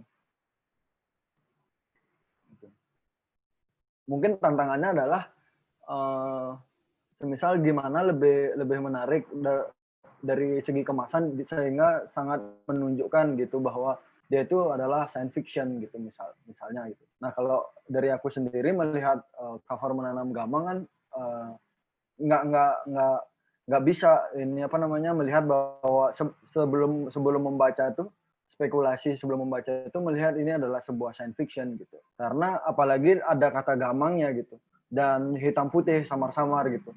Jadi yang aku di sini itu sebelum tahu arti sesungguhnya KBBI gitu, gamang itu kan melihat apa yang dekat gitu dengan aku, di mana kata gamang itu sangat berkaitan dengan hantu, gaib dan lain sebagainya gitu. Itu mungkin. Ya, makasih Juli. Menarik juga ya tadi aku juga lupa nyebut ya bahwa di awal presentasinya Juli mengambil cerita bahwa di Bali ya gamang punya arti yang lain, yaitu berhubungan sama makhluk halus. Tapi jadi menarik juga karena walaupun beda arti, mungkin ada kemiripan rasanya tuh ya dari gamang yang di Bali dan gamang yang dimaksud di novel ini. Berikutnya mungkin bisa ada, jadi kata serapan ya dari sebenarnya memang mungkin ya kalau benar. Iya bisa juga. Jadi mungkin benar-benar dari Bali diserap ke bahasa Indonesia. Kita lihat kan bahasa Indonesia banyak yang menyerap. Mungkin. Bisa jadi karena gamang ya, kan karena kalau mirip ya. Subjek. Lanjut Jul. Ya, kalau dari segi adjektif dia sama sebenarnya, menimbulkan rasa takut gitu. Apa yang ditulis KBBI dengan yang hadir di sini gitu. Cuman yang membedakan adalah posisinya gitu. Jadi gamang tuh lebih cenderung dia digunakan subjek untuk menggambarkan sebuah makhluk halus gitu. Gitu sih. Cuman hampir sama kalau melihat dia sebagai adjektif yang menghasilkan ketakutan gitu. Itu aja sih yang tambahan. Oke. Dan dari kata tadi kayak menanam gamang, apakah menanam si Waiseries itu sama dengan gamang juga kah gitu ya? Mungkin menarik. Berikutnya ada yang mau nanya nih, udah di komen, ada Dewi Karisma Michelle ya. Michelle silakan nyalain mic-nya. Kalau mau nyalain kameranya juga boleh. Silakan Michelle. Oke. Udah kedengeran ya? Kedengeran. Mau nanya dong, ini kan tadi aku mendengarkan penjelasan dari para pembahas ya tentang tadi misalnya Julie ngomongin tentang ini kan dunia yang 2120 gitu ya, 100 tahun di masa depan. Terus kok masih ada hal-hal yang sifatnya arkaik di zaman itu gitu, konvensional gitu. Masih ada hal-hal tradisional gitu. Bayanganku kalau misalnya 2020 sekarang kan ada kota dan ada peri-peri ya. Maksudnya ada kota dan ada kabupaten gitu ya. Apa yang berkembang di pusat itu kan berbeda dengan yang di daerah gitu. Pertanyaanku adalah dari bayangan 100 tahun ke depan itu apakah akan ada population bottleneck? Maksudnya kayak kan banyak sekali banyak sekali cerita spekulasi tentang peradaban-peradaban tinggi yang musnah begitu saja gitu. Entah karena bencana kayak 70.000 tahun lalu itu kan ada Toba yang erupsi terus kemudian kepangkas nih manusia segitu banyaknya gitu. Nah, kalau di ceritanya Dian ini kan wabah itu sendiri kan ada 3 versi nih. Wabah 2020, wabah 2045, wabah 2100 tuh di halaman 82. Terus ada berbagai jenis spesies wabah, spesimen wabah itu. Pertanyaanku itu ya tadi population bottleneck, ada kira-kira nih 2120 nih akan seperti apa di bayangan dalam novel ini tentang pengaturan global gitu. Berapa jumlah populasi, apakah masih berkali-kali lipat dari 7 miliar hari ini ataukah berkurang gara-gara ini gitu. Apakah akan ada pemangkasan orang-orang di daerah? Itu pertama. Terus tadi ada bahasan tentang relasi antara tokoh utama si If ini sama ada Barnabas gitu, ada dengan orang tuanya gitu. Kalau di novelnya sendiri dari yang aku baca, FH ini kan tak menyelesaikan kuliah kedokterannya, terus lanjut jadi camp girl gitu, terus jadi If Ivy gitu. Aku mau nanya ke penulisnya itu latar belakang yang menjadikan keputusan ini terjadi itu apa sih gitu? Apakah nggak sebegitu passionate-nya dia dengan dunia kedokteran gitu? Terus kemudian temannya kenapa kok kayak ini ada wabah nih sekarang nih kok ngajak-ngajak lagi nih untuk membahas soal kedokteran lagi gitu. Terus yang ketiga tuh lebih ke soal tadi kan juga ada pembahasan tentang bagaimana emotional labor ya. Bayanganku kalau hari ini aja orang-orang di Jepang itu udah kebas perasaannya gitu, udah kayak nge-seks aja gitu, nggak usah pakai emosi gitu. Terus kok di novel ini tuh Barnabas itu kayak gue udah nggak mau bayangin lagi bakal tinggal di apartemen mewah nih, yang gue butuhin tuh cuma si FH doang gitu. Kok bisa ya 100 tahun datang ada relasi yang masih ada emosional kayak gitu? Ataukah maksud gue kayak dengan perkembangan teknologi bagaimana sih emosi manusia itu akan berkembang gitu? Mungkin ada spekulasi juga dari para pembahas mengenai ini selain dari penulisnya. Okay. Terus kalau tanggapan novel ini yang menurut gue menarik itu karena tadi kan bahas tentang sastra Indonesia ya. Ini tanggapan aja nih di luar 3 pertanyaan tadi. Novel ini menarik sekali buatku karena gaya bahasanya, deskripsinya itu kayak membedakan antara jenis novel genre dan novel sastra gitu. Kalau di science fiction sendiri itu kan ada science fiction yang near future gitu, yang ya 20-30 tahun mendatang. Ada science fiction yang mengawang-awang entah apakah akan teknologi yang terjadi. Terus ada science fiction juga yang sifatnya literary gitu, yang nyastra gitu. Nah, kalau dari yang dibilang Galeh tadi tentang perkembangan sastra science fiction Indonesia, kalau yang aku lihat secara pribadi, Cimeranya Doro itu misalnya tuh masih nyastra. Terus ada Lanang dari Yonatan Raharjo gitu, pemenang DKJ juga, itu tentang dokter hewan gitu juga, itu juga nyastra gitu gaya bahasanya gitu. Sementara kalau Dian ini kayak gaya bahasa yang lugas, deskriptifnya apa ya, nggak dengan gaya sastrawi gitu. Jadi kalau misalnya ada klasifikasi, menurutku dia akan masuk ke genre yang science fiction gitu, alih-alih ke sastra gitu. Atau mungkin itu bisa jadi apa ya? Galeh mungkin bisa nanggapin soal ini lagi. Udah itu aja. Terima kasih. Terima kasih Michelle. Tanggapannya Michelle sebenarnya juga ada yang terakhir ya, terutama terkait juga sama pertanyaan berikutnya nih soal gaya penulisan. Jadi udah diambil Michelle duluan tapi nggak apa-apa. Jadi memperingan pekerjaan. Jadi udah di ini duluan, jadi nyambung. Dan tapi aku mungkin rekap dikit nih. Ini ada 3 pertanyaan dari Michelle. Yang pertama soal dibayang, ini berarti buat penulisnya nih. Dan mungkin kalau teman-teman yang lain juga punya pendapat silakan gitu soal populasi di semestanya menanam gamang ini kayak apa sih? Apakah ada pengurangan populasi? Mungkin Michelle pertanyaan bisa dibilang kayak apakah Jakarta Timur masih ada? Misalnya gitu ya Michelle ya. Ataukah ada Depok? Iya benar gitu banget. Ya? Atau yang ada kayaknya Jakarta Pusat Jaksel doang. Atau Jakarta atau Cilebut gitu ya, dan Bojonggede yang aku lewatin tiap pulang ke Bogor, dan juga Bogor mungkin bertahan, mungkin semacam itu yang pertama. Terus yang kedua, kenapa sih yang latar belakang si Eva ini putus kuliah gitu. Ini kepenasarannya Michelle ya soal latar belakang, jadi ini buat Dian juga, dan yang terakhir buat penanggap gitu. Yang ketiga masih buat penulis ya Michelle ya, soal kenapa Barnabas bisa sebutin itu di masa depan ketika kayaknya teknologi udah secanggih itu, semua udah tersedia, bisa kayaknya harusnya melakukan segala hal detach aja secara emosi, tapi kok masih begitu gitu. Jadi dan ini juga ngingetin aku sebenarnya sama misalnya Westworld gitu ya, salah satu serial di HBO, dan sama ya WW juga tuh. Si Westworld ini juga dia menyediakan satu dunia yang dimana orang bisa mengeluarkan semua kemanusiaannya gitu ya, dari emosi, dari amarah sampai juga nafsu gitu.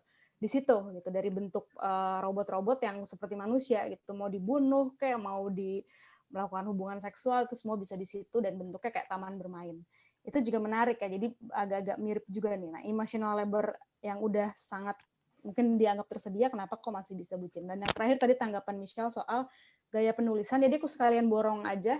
Nah ini juga boleh tanggapannya buat teman-teman soal dari Julie dan juga dari Galeh.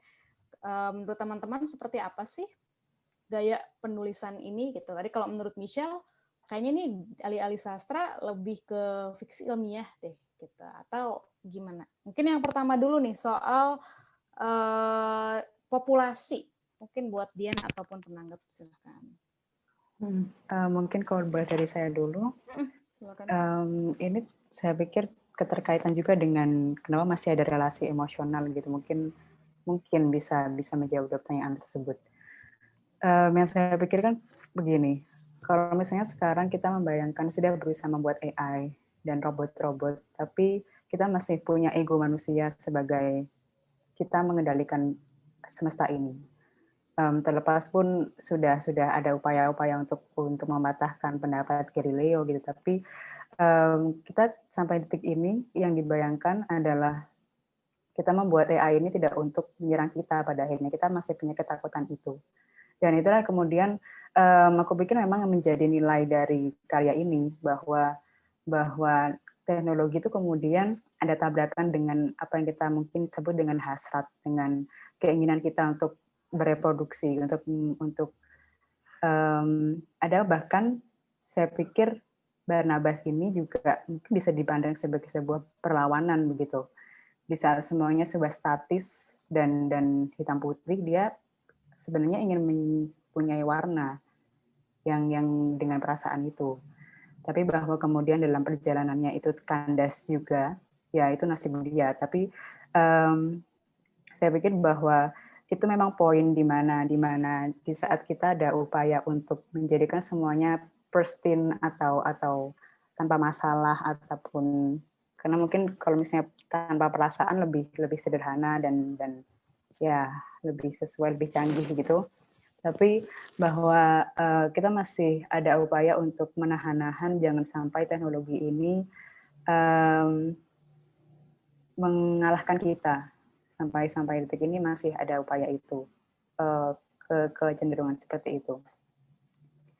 Nah, juga terkait dengan jadi tentang pengurangan populasi, jadi berhubungannya bahwa kita masih ada upaya untuk bereproduksi dengan gagasan bahwa ya akan manusialah yang tetap akan menguasai bumi.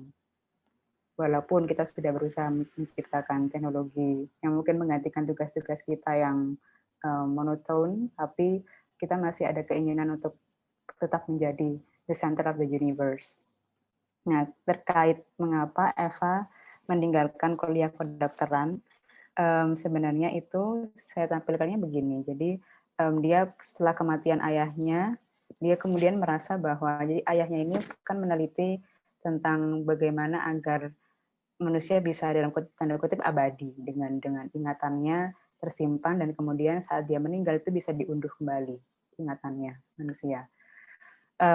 Dan kemudian saat proyek itu masih diteliti, ayahnya ini meninggal dan kemudian Eva merasa bahwa ya ternyata obsesi kita tentang mengabadikan manusia toh gagal juga gitu. Jadi dia merasa bahwa obsesi manusia ini titik-titik yang ingin dicapai oleh manusia dengan perkembangan teknologi ataupun ilmu kesehatan itu dia merasa kemudian tidak is nothing gitu. Pada akhirnya ada hukum alam yang tetap bekerja dan itu aku pikir Eva di situ kalau misalnya kita kembali ke subjektivitas ya dia punya subjektivitas juga sebenarnya untuk menentukan saat inilah saya pikir saya nggak cocok lagi untuk berkuliah di sini dan dia memilih untuk keluar walaupun akhirnya dia akan berkonflik dengan ibunya karena itu.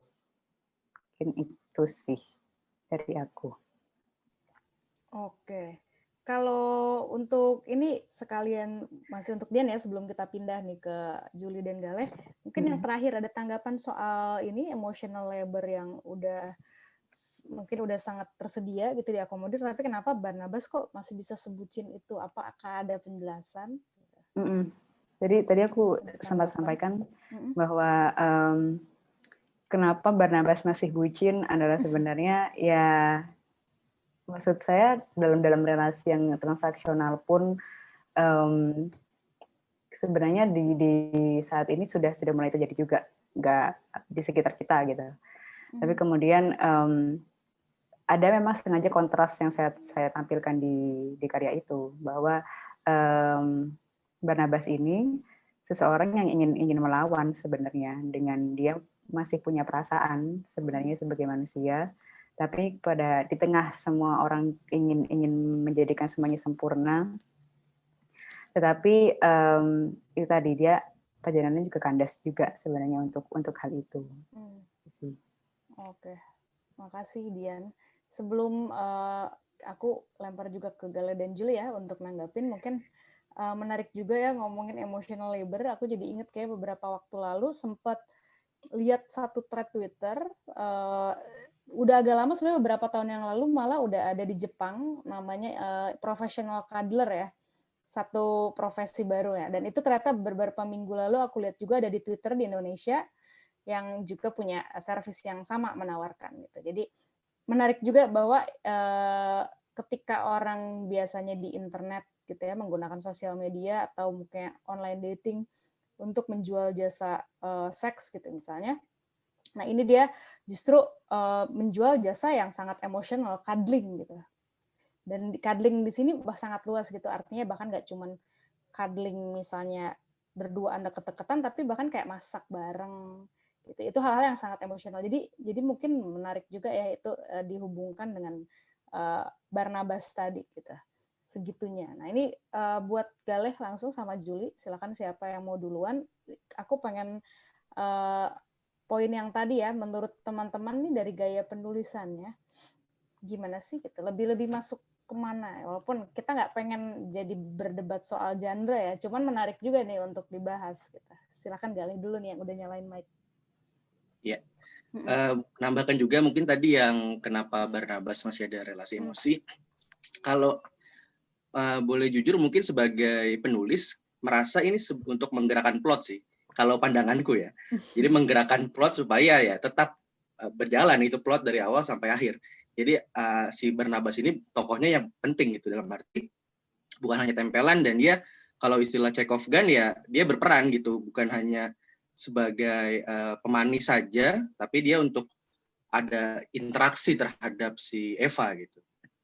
Lalu tambahan untuk yang tadi pertanyaan Michelle dari segi diksi atau genre, kalau aku lihat ini di Menanam Gamang lebih kepada apa ya karya-karyanya Isaac Asimov ini ya. Jadi lebih ke to the point gitu. Di situ juga ada glosarium kan.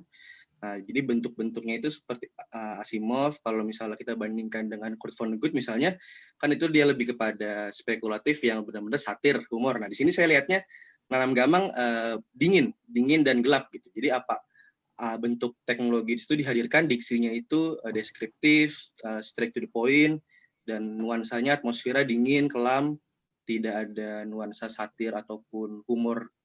Yang saya baca tidak ada nuansa humor situ. Kalau misalnya Vonnegut dengan bermain-mainnya gitu, saya lihatnya masih bentuk-bentuk konvensional science fiction kayak Asimov, klasik science fiction gitu. Terus untuk ya itu sih sepengetahuanku, sepembacaanku aja sih gitu. Oke, makasih Galeh. Selanjutnya Juli, boleh tanggapin soal tadi ya gaya penulisan, tapi kalau mau nanggapin poin yang lain pun silakan. Juli lagi ngomong masih mute kayaknya. Okay. Mungkin sebelum kelupaan gitu ya, nyambung ke profesional culture yang sempat Farha sampaikan gitu. Aku lupa namanya. Ada sebuah kelompok itu menawarkan jasa hanya mendengar. Jadi itu ini kan untuk lansia ketika dia kesepian di rumahnya, dia bisa menelpon kelompok itu. Jadi akan ada pelayan yang hanya mendengarkan. Jadi, nah di sanalah yang dijual adalah bagaimana dia mendengarkan gitu, tidak terlalu memotong atau mengomentari, menceramahi, hanya untuk mendengar gitu, agar perasaan konsumen, lansia dan lain sebagainya yang tidak ada teman bercerita itu dapat tercurahkan. Gitu. Itu lupa aku nama kelompoknya, tapi itu ada jasa-jasa yang mungkin sejenis dengan cuddling, cuman dia bisa lewat telepon aja. Terus soal emotional labor sudah Pak, mungkin bahasa gitu ya. Ya aku setuju sih dengan Galeh karena yang aku lihat dari Menanam Gamang ini tidak terlalu nyastra, dalam artian menurutku tidak terlalu sangat bermain-main gitu dengan metafora, dengan perintilan-perintilan bahasa lainnya gitu, tapi sangat straight to the point untuk menyampaikan itu. Jadi tidak ada bermain-main dengan metafora atau pengandaian-pengandaian yang memang sebenarnya ingin mengatakan apa dengan apa gitu. Itu yang aku lihat. Terus soal emotional labors, apakah kedepannya masih ada gitu? Menurutku masih gitu. Tapi ini kan masih bisa diperbincangkan gitu. Cuman permasalahan-permasalahannya adalah mungkin semacam di film Her ya, karena ego manusia itu masih ada setitik dua titik gitu. Dimana dia sangat cemburu ketika server AI itu melayani lebih dari maksudnya dia tidak melayani si cowok aja gitu. Jadi di sana padahal fungsi si A itu hanya untuk mendengarkan dia bercerita, kamu apa kabar dan lain sebagainya. Tapi ketika si AI ini melayani orang lain, dia merasa cemburu di sana. Mungkin hal-hal semacam itu yang menjadi permasalahan-permasalahan ke depannya gitu. Menurutku karena ya itu yang masih aku lihat, ya ego manusia itu masih ada gitu. Oke. Ada lagi tanggapan poin untuk Michelle dari Juli? Itu aja sih, emotional labor, bahasa, apa lagi ya? Oke. Oke, makasih Juli untuk tanggapannya. Mungkin dari Michelle yang ini ada, juga, masih ada, silakan.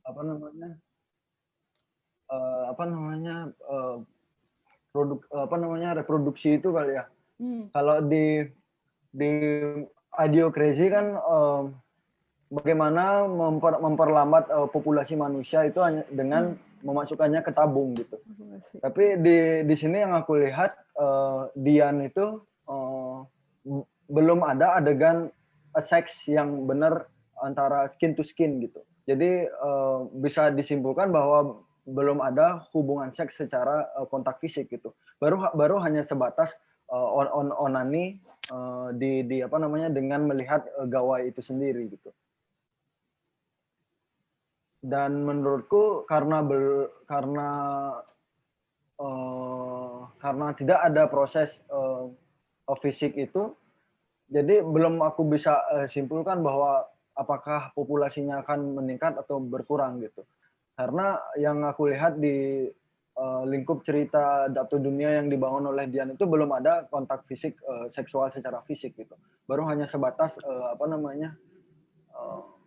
membayar hasrat seksual itu hanya dengan melihat perempuan menari, melihat perempuan membuka bajunya gitu, bermain-main dengan anggur dan lain sebagainya gitu. Bahkan yang terjadi adalah dia onani sendiri kan, hanya karena didesak dan perasaan dan ingin mendapatkan pengakuan itu sendiri gitu. Mungkin itu.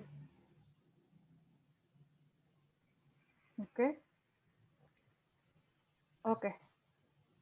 Makasih Juli untuk tanggapannya yang komprehensif ya tadi buat beberapa pertanyaannya Michelle. Mungkin dari Michelle juga kalau masih ada pertanyaan, mumpung masih ada waktu, kita atau buat teman-teman lain, kita silakan Michelle. Nggak, itu tanggapannya Galih sama Juli itu persis seperti yang aku bayangkan sih. Maksudnya gimana Galih bilang, oh ini gayanya kayak Asimov banget nih, kayak robot atau Foundation gitu, yang memang dingin dan seperti itu gitu. Dan sebenarnya itu yang aku agak sayangkan dari science fiction Indonesia yang berkembang sebelum-sebelumnya ya. Ketika harus mencampur adukan hal-hal yang spekulatif dengan gaya sastrawi gitu. Tapi untungnya itu tidak aku temukan di karya Dian, dan itu yang buat aku menyukai karya ini gitu.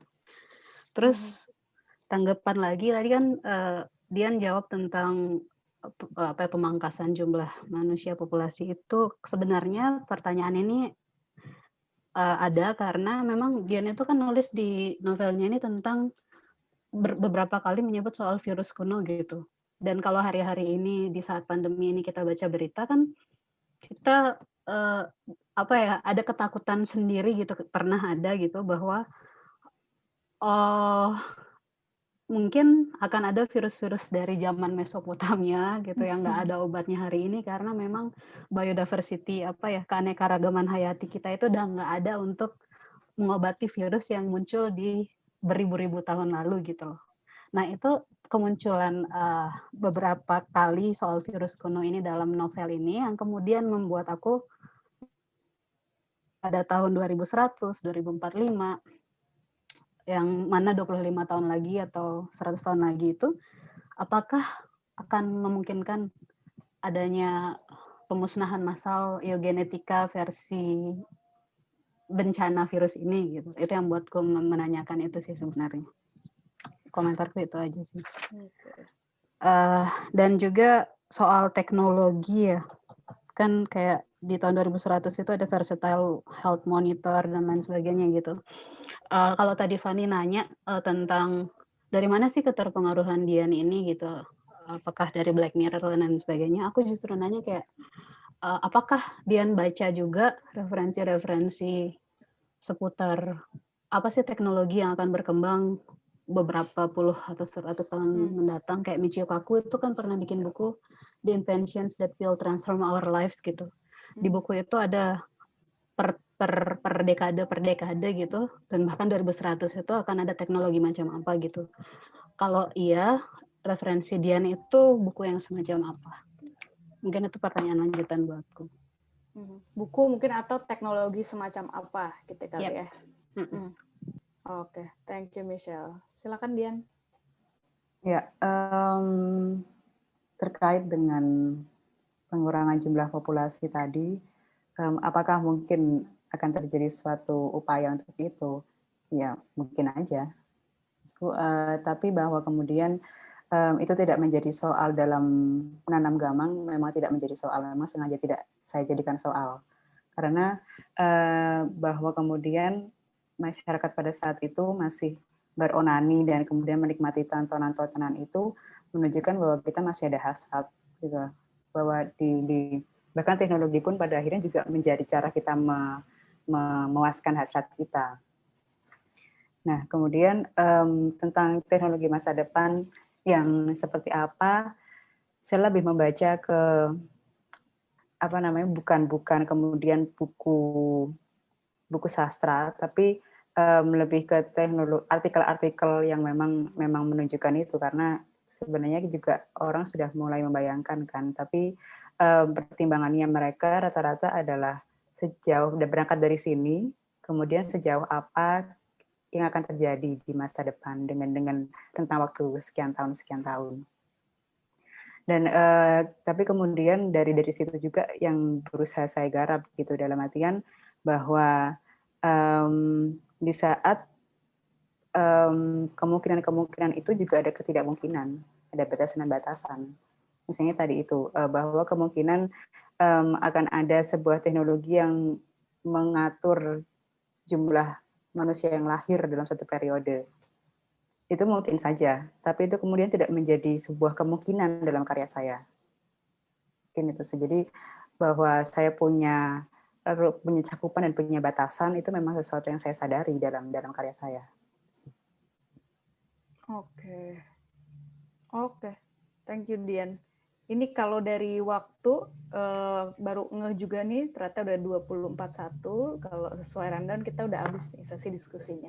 Tapi mungkin sebelum itu aku masih kasih kesempatan satu kali lagi deh buat kalau misalnya masih ada penanggap atau pertanyaan dari teman-teman partisipan gitu. Masih aku kasih kesempatan sekali lagi. Kalau misalnya udah nggak ada ya kita simpulin aja gitu. Kita tunggu satu kali lagi terakhir. Oke. Kalau misalnya mungkin kayaknya tambahan tanya sih, silakan, penasaran sama Mas Dandi.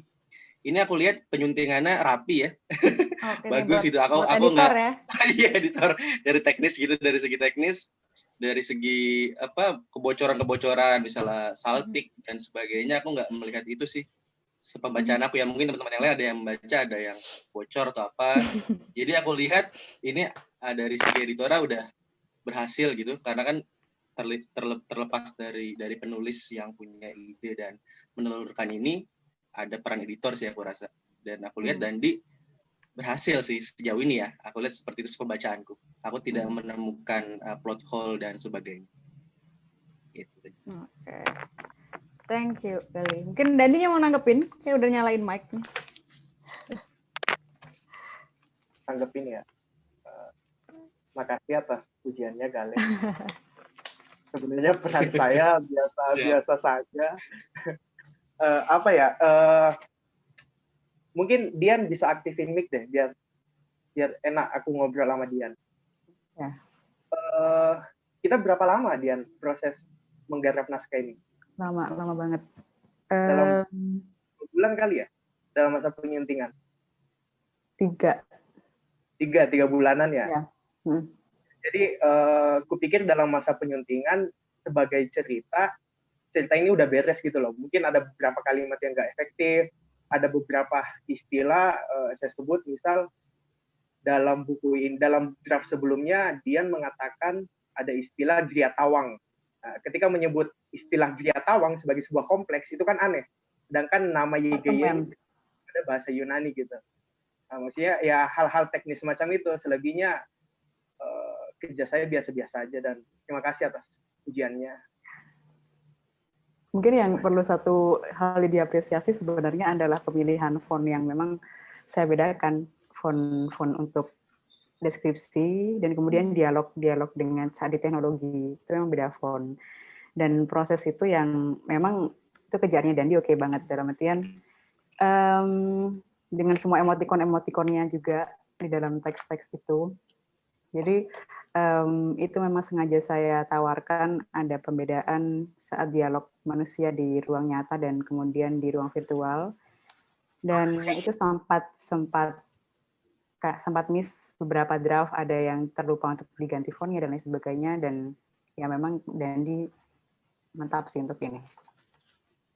Tambahan Dan, untuk ini glosarium itu kan ada banyak istilah-istilah ya.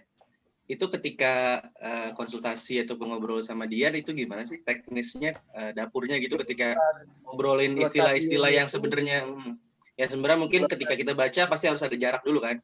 Pengalamanmu gimana tuh ketika ketemu glosarium itu? Glosarium justru saya sarankan itu sebelum masuk percetakan ya, detik-detik akhir banget. Jadi kupikir glosarium itu menarik, tapi nggak semua istilah asing itu masuk ke dalam glosarium itu. Hanya sekedar alat yang masuk ke dalam situ, karena itu adalah hal-hal yang krusial, yang penting untuk disampaikan. Karena yang kubayangkan glosarium ini mungkin bisa digunakan pada masa depan. Akhirnya aku taruhlah ke dalam bagian belakang buku sebagai glosarium. Oh, jadi sebenarnya lebih banyak dari yang seharusnya itu ya? Kenapa? Kiranya ya. Betul. Apa lebih banyak dari yang sekarang yang ada di buku ya, glosariumnya ya? Sebelum naik cetak. Iya.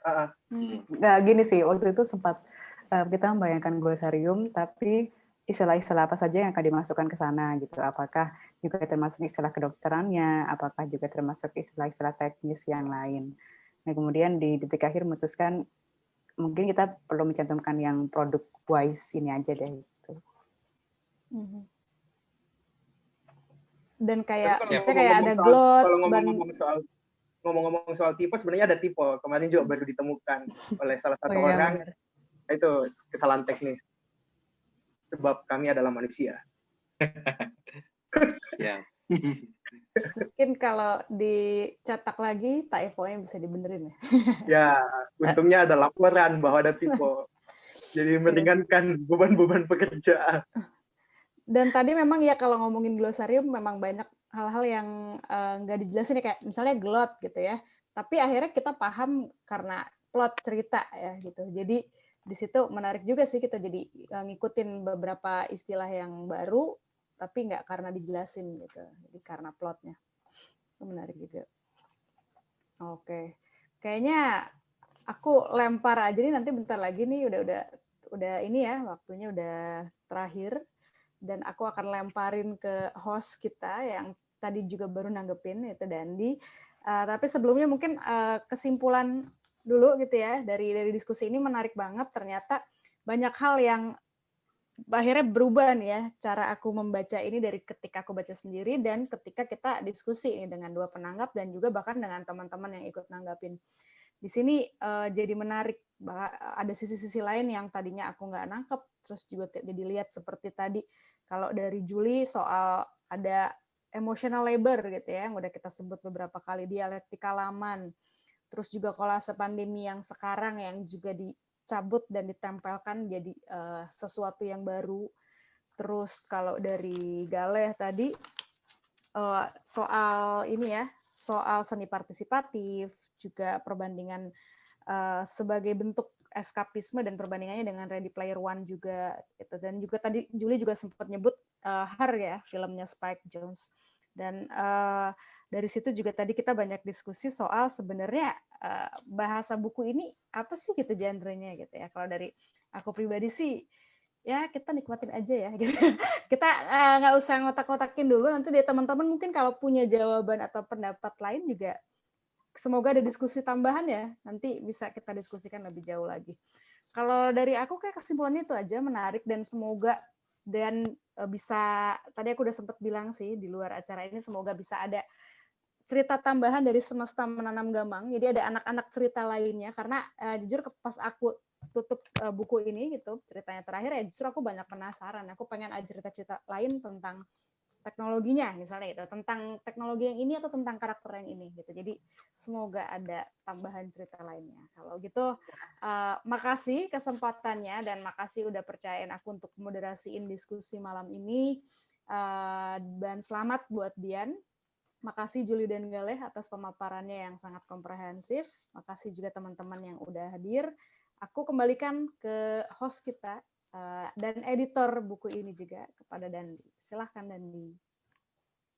Terima kasih Farhana sebagai moderator, Galeh dan Juli sebagai pembicara, dan semua teman-teman lainnya.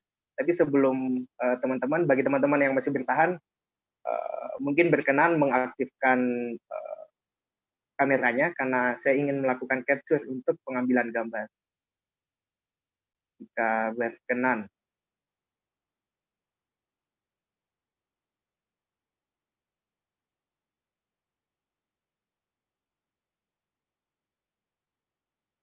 Yang lain nggak mau ya? Wah, Michelle sangat gelap cuacanya, lightingnya. Michelle. Kirim juga harus ini. Oke, kalau nggak ada. Dihitung dong, Dandi. Oh, ada hitungannya ya? Sorry. 1, 2, 3. Oke. Oke, terima kasih semua teman-teman yang masih bertahan sampai saat ini. Jika ingin keluar, dipersilakan. Jika ingin bertahan, boleh ngobrol-ngobrol. Mic-nya diaktifin, karena kita masih ada batas waktu sampai jam 10 malam. Terima kasih semuanya. Terima kasih teman-teman. Terima kasih teman-teman semua. Thank you.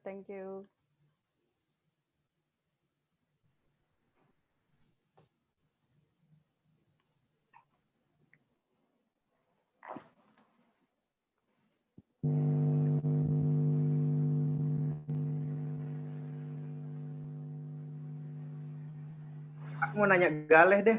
Leh. Dan. Siap. Tadi apa ya? Ini masih mau di-record apa enggak? Nope. Enggak, matiin aja. Oh iya, ada sekarnya.